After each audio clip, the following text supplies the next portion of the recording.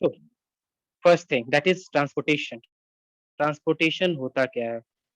तो ट्रांसपोर्ट का मतलब क्या होता है? हम लोग बचपन से पढ़ते आ रहे हैं कि ट्रांसपोर्ट का मतलब कोई भी चीज जब एक जगह से दूसरी जगह मूव करता है तो उसे ट्रांसपोर्ट बोलते हैं। लगा गुड्स को हमको एक जगह से दूसरी जगह ले जाना है तो उसे हम ट्रांसपोर्टेशन ऑफ गुड्स बोलेंगे। लाइक अगर जो भी आपका जो ट्रेन होता है उसमें जो गुड्स मूव कर रहा है from one place to another, तो उसे हम क्या बोल रहे हैं? ट्रांसपोर्ट हो रहा है। पहले ट्रांसपोर्टेशन का इन्वेंशन मीन्स जब पहले क्या होता था, ट्रांसपोर्ट किस मीडियम से होता था, तो बुलक कार्ट पर सारा गुड्स को रखकर ले जाया जाता था। तो किसी भी चीज का जब मूवमेंट हो रहा है उसे हम ट्रांसपोर्टेशन बोलते हैं। तो उसी तरह से ट्रांसपोर्टेशन सिस्टम अगर हम देखें ह्यूमन बींग्स में, तो ह्यूमन बींग्स के अंदर ट्रांसपोर्टेशन सिस्टम कैसे वर्क करता है?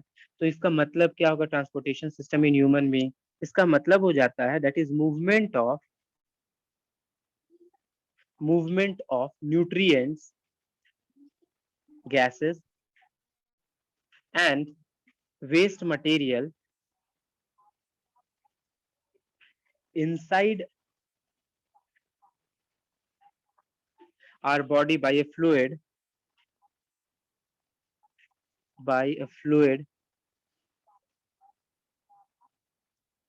connective tissue। अब ये फ्लूइड कनेक्टिव टिश्यू किसको बोलते हैं? इसे हम बोलते हैं कॉल्ड ब्लड। ठीक है, इसे हम ब्लड को बोलते हैं। इसी को हम ट्रांसपोर्टेशन बोलते हैं। मींस कि जब कोई भी किसी भी चीज का मूवमेंट हो, मेनली ह्यूमन बॉडी में किस किस चीज का मूवमेंट होता है? न्यूट्रिएंट का मूवमेंट होता है, गैसेस का मूवमेंट होता है और वेस्ट मटेरियल का मूवमेंट होता है। ये मूवमेंट हो रहा है हमारे बॉडी के अंदर, और ये मूवमेंट करवा कौन रहा है? तो हमारे बॉडी के अंदर एक फ्लूइड कनेक्टिव टिश्यू है जिसको बोला जाता है ब्लड। वो ब्लड इस चीज का मूवमेंट करवाता है, वही रिस्पॉन्सिबल होता है इस चीज का मूवमेंट के लिए। तो इसी को हम लोग ट्रांसपोर्टेशन सिस्टम बोलते हैं। ठीक है, जब वो ब्लड मूव कर रहा है फ्रॉम वन प्लेस टू हमारे बॉडी में एक जगह से दूसरे पार्ट्स में, उसी को हम लोग क्या बोलते हैं? Transportation system. अब इसमें सबसे मेन इंपॉर्टेंट चीज क्या है? तो जब मेन इंपॉर्टेंट चीज हम लोग देखेंगे तो दैट इज ब्लड। तो ब्लड एक्चुअली होता क्या है? तो ब्लड सिंपल, ये जो ब्लड है ना, ये दो पोर्शन से बना हुआ है।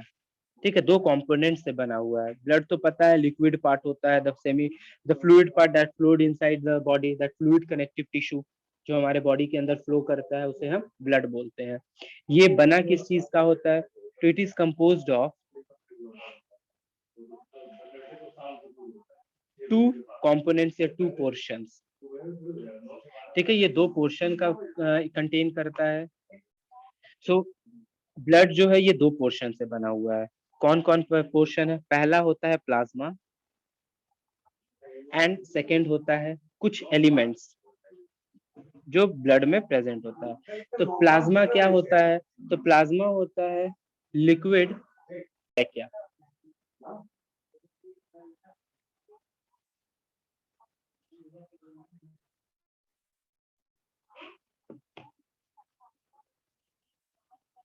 ओके, तो हम लोग क्या पढ़े हैं अभी कि जो ब्लड होता है वो दो पोर्शन से कंसिस्ट होता है, दो उसमें कंपोज से दो चीज से बना होता है। एक हो गया प्लाज्मा, एक हो गया एलिमेंट। जो प्लाज्मा हो गया वो लिक्विड सब्सटेंस होता है और उसमें कुछ सब्सटेंस डिसॉल्व होते हैं like water, protein, gases and enzymes. और जो एलिमेंट्स होते हैं उसमें cell like structure like RBC, WBC, platelets, ये तीनों क्या है? ये सेल है। अब इसी में हम लोग देखेंगे कि एक्चुअली इसके अंदर ये दिखता कैसा है। लाइक आप प्लाज्मा एलिमेंट्स वो सब होते कहाँ है? तो ये आप जब देख रहे हो तो आपका अगर ब्लड सैंपल लिया गया, ब्लड सैंपल क्या में लिया गया? टेस्ट ट्यूब में लिया गया। तो जब उसको थोड़े देर के लिए छोड़ दिया जाता है ना, तो ऊपर में देखिए ये जो हल्का लिक्विड सब्सटेंस होता है ना, इसे प्लाज्मा बोलते हैं। उसके बाद नीचे में ये आरबीसी, डब्ल्यूबीसी और प्लेटलेट्स रहता है, और सबसे नीचे आरबीसी हो जाता है। आरबीसी के अंदर ही हेमोग्लोबिन प्रेजेंट होता है जो इसको रेड कलर देता है। तो ये एक पूरे ब्लड हो गया। ठीक है, और उसके बाद फाइनली फिर होता क्या है? लाइक ठीक है, तो जब भी आपके ब्लड के सैंपल लिया जाएगा तो अगर ब्लड को छोड़ दिया जाए तो वो ऐसा जम जाएगा। ठीक है, वो ऐसा जम जाएगा। लेकिन उसको अगर फिर से हिलाया जाए, उसको शेक किया जाए, तो देखोगे तो एक लिक्विड हल्का सेमी रेड कलर का पार्ट ऊपर ऐसे जमा हो जाएगा। यहाँ पर एक लेयर, अलग लेयर होगा जहां पर आरबीसी और डब्ल्यूबीसी और प्लेटलेट्स जमा होते हैं, और नीचे में ये आपका आरबीसी रहता है। तो ये जो पार्ट है ना, इसी को ये पूरा है ब्लड आपका, ठीक है, जिसके अंदर प्लाज्मा आ जाता है और ये आपका यहाँ से यहाँ तक ये फॉर्म एलिमेंट्स है और इसी प्लाज्मा में आपका सारा गैसेस, आपका प्रोटीन, वाटर, एंजाइम्स, हार्मोन सारा इसके अंदर डिसॉल्व होते हैं। और एलिमेंट्स में यहाँ डब्ल्यूबीसी हो गया, आरबीसी हो गया और प्लेटलेट्स हो गया, ये 3 सेल होते हैं जो ब्लड के मीन डिफरेंट ब्लड सेल्स होते हैं ये प्रेजेंट जो ब्लड में प्रेजेंट है। अब इन सब का फंक्शन देखते हैं। तो फंक्शन क्या है? तो ये आप जब प्लाज्मा देखोगे ना तो प्लाज्मा का फंक्शन क्या है? तो ये ट्रांसपोर्ट करता है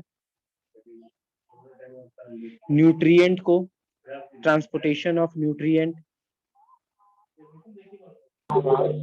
ये न्यूट्रिएंट का ट्रांसपोर्ट करेगा, ठीक है। और क्या करेगा? तो कार्बन डाइऑक्साइड का ट्रांसपोर्ट करेगा, नाइट्रोजीनियस वेस्ट का ट्रांसपोर्ट करेगा, जो वेस्ट ये सब होता है उसका भी ये ट्रांसपोर्ट करता है, ठीक है। अब हम देखेंगे अगर आरबीसी ये सब, तो यहाँ पर डब्ल्यूबीसी या आरबीसी से पहले हम डब्ल्यूबीसी और प्लेटलेट्स देख लेते हैं।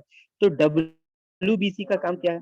डब्ल्यूबीसी का काम है टू फाइट फ्रॉम जर्म्स, ठीक है। जो भी वायरस है, जो भी जर्म्स है, उसको उससे ये अटैक उसको उससे ये लड़ता है,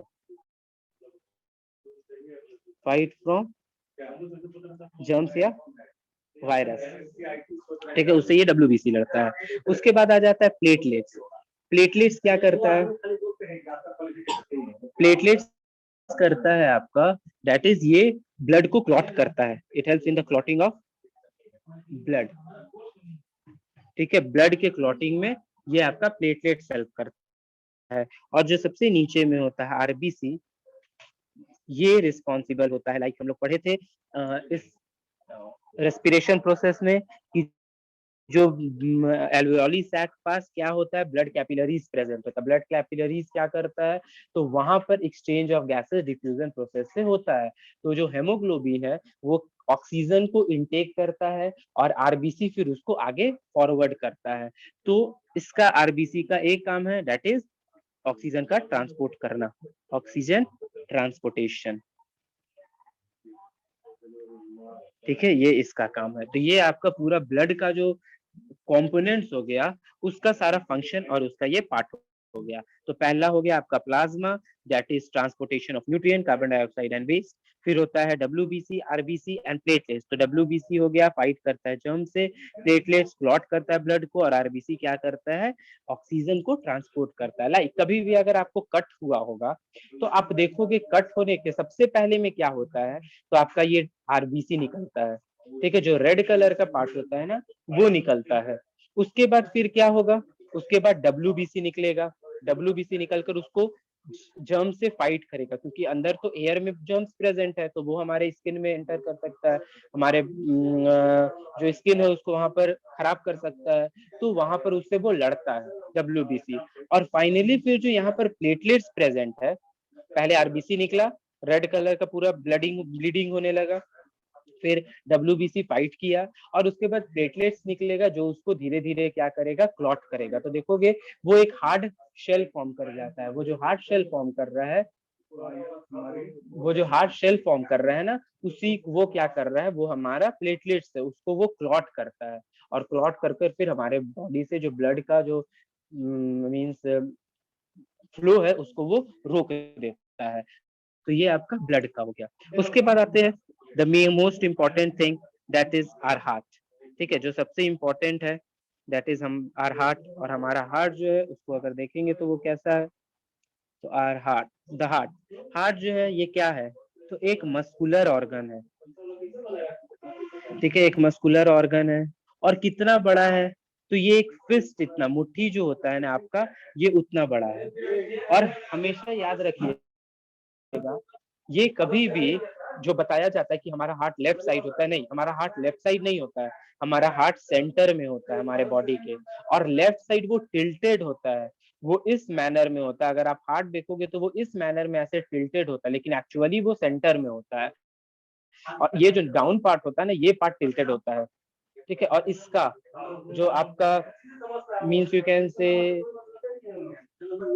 लेबलिंग है, ये सबसे इंपॉर्टेंट है। डायग्राम के साथ ये लेबलिंग आ सकता है, ठीक है। तो लेबलिंग भी इसका देखना होगा कैसे ये वर्क करता है। फंक्शन तो है ही, स्टेप्स में ये डिवाइडेड है। तो मस्कुलर ऑर्गन है, एक फिस्ट के साइज इतना बड़ा है। कितने चेंबर में डिवाइडेड है? तो ये 4 चेंबर में डिवाइडेड है, अब ये क्यों है 4 चेम्बर में, ये भी देखेंगे। 4 चेम्बर हार्ट है, तो ये फर्स्ट पॉइंट अगर हो गया, ये सेकंड पॉइंट हो गया, ये थर्ड पॉइंट हो गया, 4 चेम्बर हार्ट। नेक्स्ट पॉइंट क्या हो जाएगा कि ब्लड फ्लोज बाय हार्ट। ठीक है, ब्लड फ्लो, जो भी ब्लड फ्लो करता है हमारे बॉडी में, blood flow is powered by heart. जो भी हमारे बॉडी में ब्लड फ्लो कर रहा है उसको पावर कौन दे रहा है, तो ये हार्ट दे रहा है। लाइक जो भी हमारे बॉडी में, लाइक आप देखते होगे बाहर में, अगर आपके घर में मोटर लगा हुआ है तो जो पानी है वो डायरेक्टली टंकी में ऐसे ही नहीं जा सकता। आपका जो अंडरग्राउंड वाटर है वो डायरेक्टली टंकी में नहीं जाएगा, उसको ऊपर टंकी में, टैंक में पहुंचाने के लिए आपको क्या चाहिए, एक मोटर का जरूरत है। तो वो मोटर उसको प्रेशर देता है, वो उसको पावर देता है, जो पानी ऊपर टंकी तक पहुंच पाता है। सेम उसी तरह हमारे बॉडी में ब्लड ऐसे ही सर्कुलेट तो कर नहीं पाएगा, तो वो जो हमारा हार्ट है ना, ये उसको पावर देता है और हमारे पूरे बॉडी में ब्लड जो है वो सर्कुलेट कर पाता है। उसके बाद फिफ्थ अगर देखेंगे पॉइंट तो क्या होगा कि ह्यूमंस हैव, हमारे जो बॉडी के अंदर है, humans have close circulation system. ठीक है, हमारा जो सर्कुलेटरी सिस्टम है वो क्लोज्ड है, क्लोज सर्कुलेशन सिस्टम। अब आप पूछोगे कि ओपन सर्कुलेशन सिस्टम भी होता है, तो किसी किसी का ओपन नहीं होता है, बट उनका जो ट्रांसपीरेशन प्रोसेस है ना, ट्रांसपोर्टेशन प्रोसेस है ना, वो डायरेक्टली टिश्यू के थ्रू होता है। लाइक जो ये सब होता है, ग्रास हॉपर, ये सब होते हैं, ये आगे पढ़ेंगे। तो वो लोग का क्या होता है ना, डायरेक्टली वो लोग का ओपन सर्कुलेशन सिस्टम होता है। तो ओपन सर्कुलेटरी सिस्टम से होता क्या है कि डायरेक्टली जो भी आपका मींस ब्लड कैपिलरीज जो है या फिर ब्लड वेसल है वो स्पेस में ओपन होता है, मतलब एटमॉस्फेयर में ओपन होता है, उसमें कैपिलरीज नहीं होता है। डायरेक्टली टिश्यू से ब्लड का जो होता है वो कॉन्टैक्ट होता है। ठीक है, इसमें कोई ब्लड कैपिलरीज नहीं होता है, कैपिलरीज तो होता ही नहीं है इसमें। तो ह्यूमंस का यहाँ पर क्लोज सर्कुलेटरी सिस्टम है। क्यों? क्योंकि हमारे बॉडी में जो भी ब्लड जो है वो ट्रैवल करता है किस चीज से, वेसल से। ठीक है, वेसल से ट्रैवल कर रहा है, इसलिए हमारा जो सर्कुलेटरी सिस्टम है वो क्या है, क्लोज है। अगर वेसल नहीं होता, डायरेक्टली हमारा स्किन से ही ट्रांसपोर्टेशन हो जाता, तो हमारा क्या हो जाता, ओपन सर्कुलेटरी सिस्टम। अब हार्ट में क्यों डिफरेंट चेम्बर होता है, क्यों वो 4 चेम्बर से बना हुआ है? तो reason is that since heart have different chambers, तो रीजन ये है कि हार्ट हैव डिफरेंट चेम्बर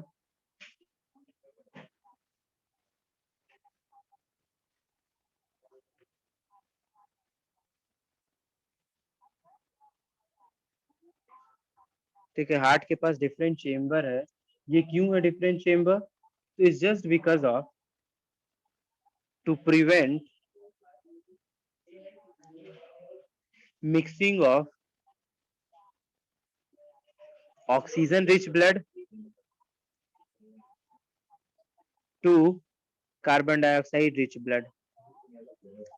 याद रखिएगा, हमारे बॉडी में दो तरह का ब्लड फ्लो करता है, एक ऑक्सीजन रिच ब्लड और एक कार्बन डाइऑक्साइड रिच ब्लड। वो अभी हम लोग प्रोसेस देखेंगे कि कैसे वो फ्लो करता है। ठीक है, तो ये याद रखिएगा क्यों हार्ट जो है वो डिफरेंट चेम्बर्स में डिवाइडेड है, क्योंकि वो प्रिवेंट करता है कि जो भी हमारे बॉडी में ऑक्सीजन रिच ब्लड मूव कर रहा है जो, और जो भी हमारे बॉडी में कार्बन डाइऑक्साइड रिच ब्लड कर रहा है, वो दोनों एक दूसरे से मिक्स ना हो जाए। ठीक है, तो ये हुआ।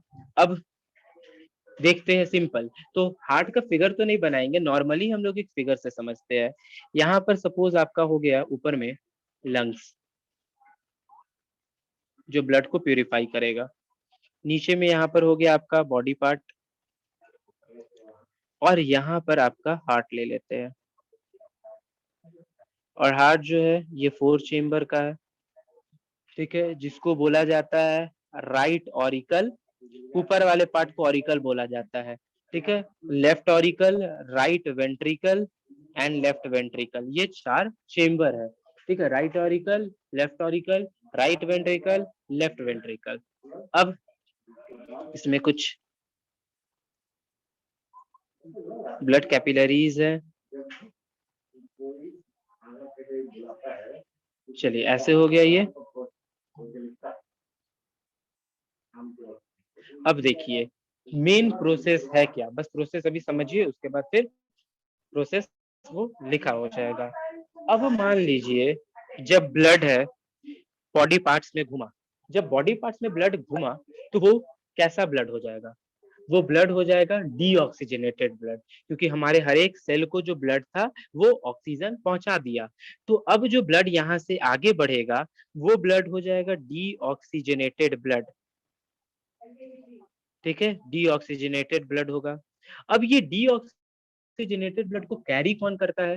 तो बचपन में in the sense 7th class में आप पढ़े थे कि वेन्स कैरी करता है। इसी का नाम दे दिया गया है वेना कावा। इसी को बोला गया है वेना कावा। ठीक है, तो ये वेना कावा जो कैपिलरी है, ये या फिर आप बोल सकते हो वेन जो है, ये आपका, इसको वेन्स ही बोलते हैं। तो आपका जो वेन्स है, वेना कावा नाम का जो वेन है, वो डीऑक्सीजनेटेड ब्लड कैरी करता है कहाँ? राइट ऑरिकल में। राइट ऑरिकल के बाद फिर राइट वेंट्रिकल में ब्लड जाता है। राइट वेंट्रिकल से फिर ये कौन सा वेन है? तो ये आपका है पल्मोनरी आर्टरी। Pulmonary artery. फिर लंग्स में जाता है, फिर लंग्स में एक्सचेंज ऑफ गैसेस हुआ। अभी भी यहाँ पर देखिए डीऑक्सीजनेटेड ही ब्लड जा रहा है, क्योंकि हार्ट के अंदर जब आया तो ऑक्सीजन ब्लड जो है वो प्यूरिफाई नहीं हुआ। अभी भी यहाँ पर डीऑक्सीजनेटेड ब्लड आया और ये मूव किया, और साथ में यहाँ पर वाल्व प्रेजेंट होता है। ये अभी पढ़ेंगे कि कैसे वाल्व वर्क कर रहा है या राइट ऑरिकल में कैसे एंटर करता है, ये सब सारा देखेंगे। अब यहाँ से एंटर किया, अब जैसे ही लंग्स में ब्लड पहुंचा तो वहां पर एक्सचेंज ऑफ गैसेस हुआ।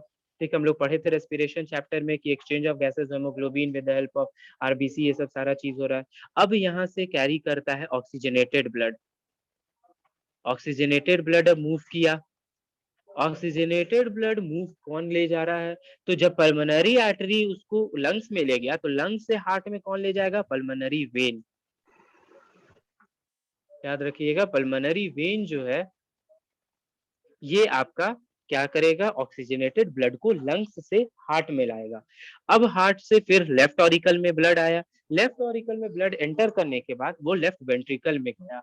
अब लेफ्ट वेंट्रिकल से फिर यहाँ पर अब ये कौन सा means you can say when तो नहीं बोल सकते, कौन सा कैपिलरी है? तो इसको बोलते हैं हम लोग आर्टरी या फिर ओटा बोलते हैं। नाम हो गया ओटा, या फिर ऐसे आर्टरीज बोला जाता है। तो आर्टरीज के हेल्प से यहाँ पर ऑक्सीजनेटेड ब्लड पूरे हमारे बॉडी पार्ट में एंटर मूव करता है। ठीक है, तो याद रखिएगा वेना कावा, इसी को सुपर वेना कावा भी बोल दिया जाता है। ठीक है, या फिर इसको वेना कावा भी बोला जाता है। ये मेनली क्या है? वेन है, और ये आर्टरी है जो ओटा नाम से जाना जाता है। और पूरे बॉडी पार्ट में गया, और बॉडी पार्ट में कौन सा ब्लड गया? तो ऑक्सीजनेटेड ब्लड गया। पूरे बॉडी पार्ट में ऑक्सीजनेटेड ब्लड मूव किया, और फिर से ये कहाँ गया? हार्ट में गया। तो ये सर्कुलेशन चलते रहता है। तो ये सर्कुलेशन को हम लोग डबल सर्कुलेशन बोलते हैं, क्योंकि एक टाइम देख रहे हैं कि यहाँ पर इस पार्ट में डीऑक्सीजनेटेड ब्लड मूव किया और इधर साइड में ऑक्सीजनेटेड ब्लड मूव किया। तो एक साइड में, एक सर्कल में जब यहाँ से यहाँ मूव कर रहा है ब्लड, तो एक स्टेप हुआ, ठीक है, सर्कुलेशन हुआ, फिर यहाँ से यहाँ आया, तो ये डबल सर्कुलेशन हुआ। इसी को हम लोग डबल सर्कुलेशन बोलते हैं। अब मेनली जानना है कि क्या होता है एक्चुअली, कैसे वर्क क्या करता है, तो ये सब हम लोग अब जानेंगे कि कैसे वो वर्क कर रहा है। ब्लड सर्कुलेट, यहाँ पर अब सारा हम लोग ब्लड सर्कुलेशन देखेंगे। तो ब्लड सर्कुलेशन हो क्या रहा है? तो राइट ऑरिकल जो है, मेरा ये जो पार्ट था राइट ऑरिकल, ठीक है, ये रिसीव करता है डीऑक्सीजनेटेड ब्लड। अभी हम लोग देखिए बॉडी पार्ट से मूव किया, कौन सा ब्लड आया? Deoxygenated blood. और वेन्स से या फिर वेना कावा से डीऑक्सीजनेटेड ब्लड रिसीव किया। यहाँ पर याद रखिएगा, जो भी हार्ट ब्लड को रिसीव कर रहा है, जो भी चेम्बर पार्ट हार्ट को ब्लड को रिसीव करता है, तो रिसीव करने के टाइम वो रिलैक्स करेगा। ठीक है, याद रखिएगा, आर से रिसीव, आर से रिलैक्स। ठीक है, रिसीव जब करेगा कोई, तो वो पार्ट, वो चेम्बर क्या होगा? रिलैक्स करेगा। ठीक है, तो जब राइट ऑरिकल में डीऑक्सीजनेटेड ब्लड एंटर किया, तो यहाँ पर राइट ऑरिकल रिलैक्स कर रहा था, ये रिलैक्स किया, और राइट ब्लड जो है वो डीऑक्सीजनेटेड ब्लड राइट ऑरिकल में एंटर किया। अब जैसे ही राइट ऑरिकल में एंटर किया, तो वेल्व्स के हेल्प से, ठीक है, अब ये राइट ऑरिकल कॉन्ट्रैक्ट करेगा। जैसे ही राइट ऑरिकल कॉन्ट्रैक्ट किया, तो अब राइट वेंट्रिकल ये रिलैक्स करेगा। जब राइट वेंट्रिकल रिलैक्स कर रहा है, तो इसका मतलब क्या हो रहा है कि अब ब्लड इसके अंदर आएगा। जैसे ही ये रिलैक्स किया तो ब्लड इसके अंदर आ गया। अब फिर ये कॉन्ट्रैक्ट करेगा। जब ये कॉन्ट्रैक्ट किया, तो ब्लड पल्मोनरी आर्टरी से कहाँ गया? लंग्स में गया। लंग्स में वहां पर एक्सचेंज ऑफ गैसेज हुआ, डीऑक्सीजनेटेड ब्लड ऑक्सीजनेटेड ब्लड में कन्वर्ट हो गया। अब फिर ऑक्सीजनेटेड ब्लड जो है ये किया हमारे left side of the heart में। तो हमारे लेफ्ट साइड ऑफ हार्ट में कौन हुआ, तो पल्मोनरी वेन जो था, पल्मोनरी वेन के हेल्प से अब लेफ्ट ऑरिकल जो है वो रिलैक्स करेगा। जैसे ही लेफ्ट ऑरिकल रिलैक्स किया, ब्लड इसके अंदर एंटर हो गया। अब वाल्व 2 यहाँ प्रेजेंट है, एक और वाल्व है। अब ये वाल्व ये फिर अब एक्सपैंड किया, सॉरी रिलैक्स किया, तो रिलैक्स करने के बाद फिर से वो कॉन्ट्रैक्ट करेगा। तो जैसे ही कॉन्ट्रैक्ट किया lungs, left auricle sorry lungs कह रहे लेफ्ट ऑरिकल जैसे ही कॉन्ट्रैक्ट किया, तो अब ब्लड जो है ना वो लेफ्ट वेंट्रिकल में मूव करेगा। लेफ्ट वेंट्रिकल उस समय क्या कर रहा है, ये रिलैक्स कर रहा है। जैसे ही वो रिलैक्स किया, ब्लड इसके अंदर एंटर कर गया। अब एंटर करने के बाद फिर से ये कॉन्ट्रैक्ट किया, कॉन्ट्रैक्ट करने के बाद फिर से ये मूव किया विद द हेल्प ऑफ ऑटा या फिर आर्टरीज बोल सकते हैं। ये पूरे हमारे बॉडी पार्ट में ऑक्सीजनेटेड ब्लड मूव कर रहा है। तो याद रखिएगा, जो भी चीज एक्सपैंड रिलैक्स कर रहा है वो ब्लड को रिसीव कर रहा है, जो भी चीज कॉन्ट्रैक्ट कर रहा है वो ब्लड को पुश कर रहा है next means you can say chamber या पार्ट में उसको फर्दर मूव कर रहा है। अब यहाँ पर एक चीज प्रेजेंट है, दैट इज ये प्रेजेंट क्या है, तो यहाँ पर आप देख सकते हो कि लेफ्ट ऑरिकल या लेफ्ट वेंट्रिकल या ऑरिकल वेंट्रिकल जो भी पार्ट है ये 4 पार्ट में डिवाइडेड है। तो यहाँ पर भी ये किस चीज से डिवाइडेड होता है, तो यहाँ पर एक means you can say muscle type present होता है जिसको हम लोग बोलते हैं सेप्टम। तो ये जो सेप्टम है ये प्रेजेंट होता है और ये एक ब्लड को दूसरे ब्लड से मिक्स करने नहीं देता। अगर नहीं हार्ट नहीं होता या सेप्टम नहीं होता तो क्या होता, या चेंबर में नहीं होता तो कहाँ से डीऑक्सीजनेटेड ब्लड आ रहा है, कहाँ से वो ऑक्सीजनेटेड ब्लड जा रहा है, ये पता ही नहीं चलता। तो इस चलते हार्ट को चेंबर में डिवाइड किया गया है। और एक और चीज, जब ये चेंबर में डिवाइड हुआ तो ये जब रिलैक्स कर रहा है और कॉन्ट्रैक्ट कर रहा है ना, यही हमारे हार्ट बीटिंग को एक साउंड प्रोड्यूस करता है, जिसको हम लोग जो हार्ट बीट जो साउंड बोलते हैं ना, ये साउंड क्या होता है, यही कॉन्ट्रैक्शन और रिलैक्सेशन होता है। जब हार्ट रिलैक्स कर रहा है तो ब्लड रिसीव हुआ, जब हार्ट कॉन्ट्रैक्ट किया तो ब्लड को आगे फर्दर मूव किया। तो यही जो रिलैक्सेशन और कॉन्ट्रैक्शन होता है ना, यही हमारा जो हार्ट बीट होता है यही करता है। तो इट इज कुछ नहीं है जो बोला जाता है कि हार्ट बीट हो रहा है, नथिंग, वो सिर्फ कॉन्ट्रैक्ट और रिलैक्स हो रहा है, जिसके चलते हार्ट बीट हम लोग को वो फील होता है। तो ये आपका था एक overview of blood circulation in human heart. ठीक है, अगर इसका देखेंगे प्रोसेस तो कुछ नहीं है, प्रोसेस आप ये खुद से लिख सकते हो। अगर आप लिखना चाहो तो सिंपल स्टार्ट कीजिए यहाँ से, लंग से भी स्टार्ट कर सकते हो या फिर बॉडी पार्ट से भी स्टार्ट कर सकते हो, दोनों से आप इसको स्टार्ट कर सकते हो।